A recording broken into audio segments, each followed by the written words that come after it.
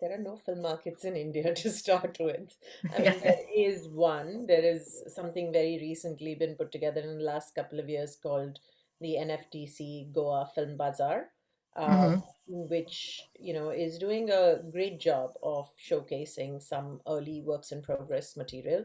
Um, Hmm. but the idea of a film market doesn't necessarily exist because for the longest time in India, everything was either commissioned or financed. So there are either production companies that would go ahead and make, the big Bollywood films for theatrical with ancillary like satellite, and or there used to be, broadcasters who would commission Hmm. television shows that were literally, done on spec based on what the requirements of the audiences were.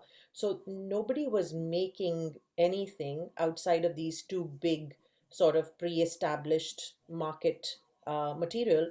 The only thing that used to happen and still does is the independent filmmaking. And Hmm. those would go travel to festivals and then eventually land up in Berlin or Cannes or in a market here or AFM, and then be picked up by a sales agent and then crafted, cut up into territories and sold. And I think all of that has stopped at least 8 years ago with the onset of the digital platforms. Hmm. So I almost feel like I've never really believed in the culture of the market for Hmm. material that's emerging out of India or for Indian audiences.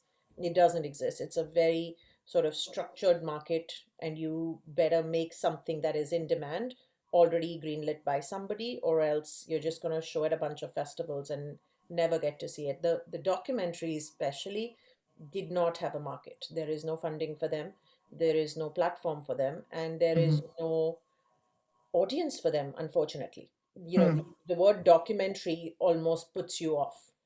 Hmm. That being said, we've just recently sold a beautiful documentary called Buried Seats, which is on chef Vikas Khanna, made by a very dear friend, Andre Saverny, who's in New York. And they just made it, they showed it at a bunch of festivals, and then it's taken us almost 4 years, and it's now been sold to National Geographic Channel in India, and it's going to be telecast in about 18 of their territories. So it's a very long drawn process for a documentary to get picked up and really be celebrated by platforms or even broadcasters.